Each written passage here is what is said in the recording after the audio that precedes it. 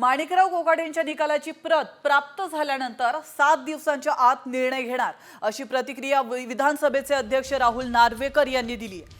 कृषी मंत्री माणिकराव कोकाटे यांना नाशिक सत्र न्यायालयाने 2 वर्षांची शिक्षा सुनावल्यानंतर विरोधक त्यांच्या राजीनाम्याची मागणी करतात।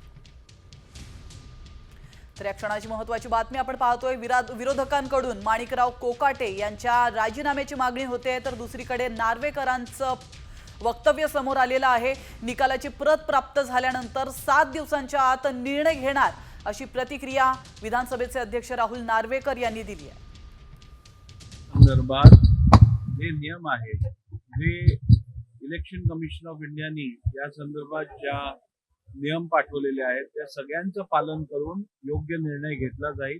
जे नियम आहेत त्याच्या अनुषंगाने कोर्टाची अधिकृत प्रत ही प्राप्त झाल्यानंतर 7 दिवसात नोटिफिकेशन जे काढण्याची अट आहे त्याचं पालन केलं जाईल। जे कायद्यात तरतुदी आहेत किंवा या संदर्भात निवडणूक आयोगाने जे नियम बनवलेले आहेत त्या सगळ्यांचं पालन करून योग्य निर्णय घेतला